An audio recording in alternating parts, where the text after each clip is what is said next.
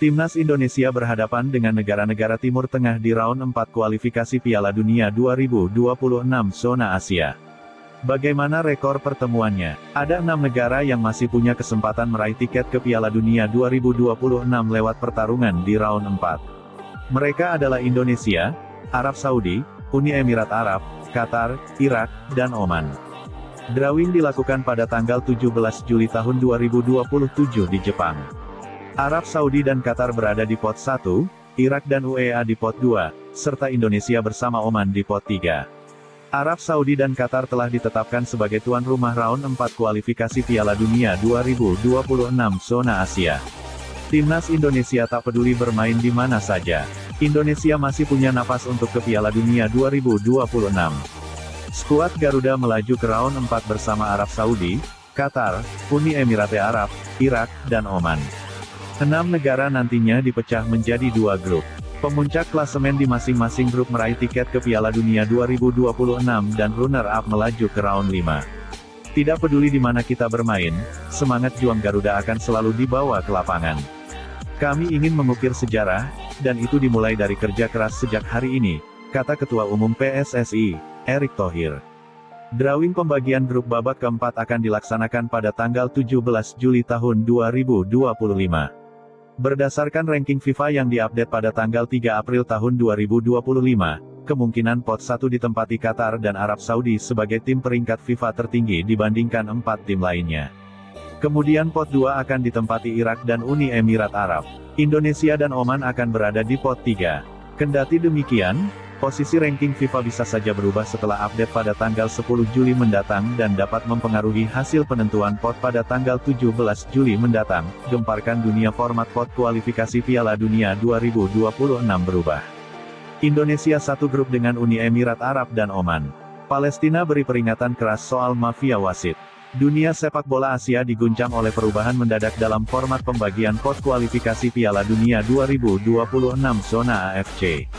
Keputusan mengejutkan dari AFC Asian Football Confederation menyatakan bahwa tim nasional Indonesia kini resmi berada satu grup dengan Uni Emirat Arab dan Oman dan 2 negara kuat lainnya yang akan diumumkan dalam waktu dekat. Palestina yang sebelumnya dijagokan sebagai kuda hitam di kualifikasi ini turut memberikan peringatan tajam kepada Indonesia.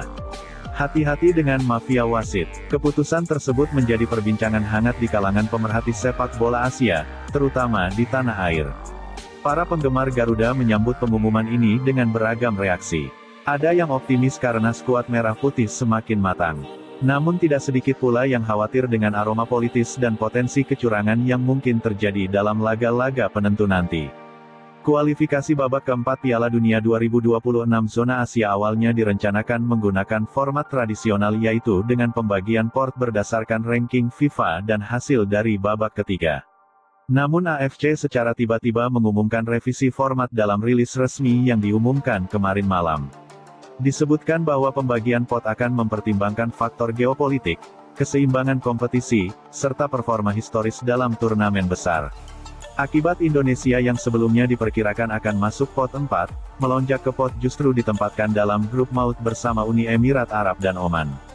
2 negara yang dikenal punya kekuatan finansial, pengalaman, dan hubungan strategis dengan AFC. Timnas Indonesia Suan Sintayong menunjukkan performa impresif di babak ketiga dalam berhasil menumbangkan tim-tim seperti Vietnam dan Suriah. Dengan komposisi pemain muda berbakat seperti Marcelino Ferdinand, Rafael Struijk, dan Pratama Arhan, Indonesia kini tak lagi dipandang sebelah mata. Namun masuknya Indonesia ke grup neraka justru memicu kekhawatiran. Secara kualitas permainan kita sudah jauh lebih baik, tapi bukan hanya kemampuan yang dibutuhkan untuk lolos ke Piala Dunia. Kita harus waspada dengan permainan di luar lapangan, ujar mantan pelatih Timnas Indonesia Rahmat Darmawan kepada media. Hal yang paling mencuri perhatian adalah komentar dari Federasi Sepak Bola Palestina dalam sebuah konversi pers yang digelar di Doha. Juru bicara Timnas Palestina menyatakan keprihatinannya terhadap potensi manipulasi pertandingan. Kami ingin mengingatkan saudara-saudara kami di Asia Tenggara khususnya Indonesia. Bermainlah dengan hati-hati. Bukan hanya lawan di lapangan yang perlu dihadapi, tetapi juga kekuatan tak kasat mata. Mafia wasit bukan sekedar rumor. Kami pernah mengalami, ucap juru bicara tersebut. Komentar itu langsung menyebar luas di media sosial dan memicu diskusi serius di antara penggemar sepak bola Asia. Banyak yang mengaitkannya dengan sejumlah insiden kontroversial dalam pertandingan AFC sebelumnya seperti penalti meragukan atau kartu merah yang dianggap tidak adil. Uni Emirat Arab dikenal sebagai salah satu kekuatan tradisional Asia Barat. Dengan investasi besar dalam sepak bola, mereka memiliki pemain-pemain berkualitas dan fasilitas pelatihan kelas dunia. Oman pun bukan lawan enteng. Tim ini selalu tampil konsisten dan punya pengalaman panjang di kualifikasi Piala Dunia. Indonesia akan menghadapi tantangan berat. Apalagi kedua negara ini sering mendapat keuntungan tambahan saat bermain di kandang, ungkap analis sepak bola Asia John Duarden kepada ESPN Asia. Meski begitu, pelatih timnas Indonesia tetap menatap laga ke depan dengan penuh optimisme. Dalam sesi latihan tertutup di Jakarta, ia menekankan pentingnya disiplin, fokus, dan semangat pantang menyerang. Ia juga menyatakan bahwa pengalaman anak-anak Garuda di jam seperti Piala Asia dan SEA Games menjadi modal penting untuk menatap laga besar ini. Kami tidak akan gentar, kami hormati lawan, tapi kami tidak takut. Ini saatnya membuktikan bahwa Indonesia bisa berbicara di level tertinggi Asia, ujar pelatih timnas Indonesia Patrick. PSSI juga telah menyiapkan strategi jangka pendek termasuk pemusatan latihan di Eropa serta pertandingan uji coba melawan tim-tim dari Timur Tengah agar pemain terbiasa dengan gaya permainan dan atmosfer yang akan dihadapi. Di media sosial, topik grup neraka dan mafia wasit menjadi trending. Netizen Indonesia menyuarakan dukungan penuh kepada timnas, tetapi juga menuntut transparansi dan keadilan dari AFC. Kalau sampai ada keputusan wasit yang aneh-aneh, rakyat Indonesia tidak akan diam. Kami sudah lelah jadi korban sistem, tulis seorang netizen DX yang dulunya Twitter.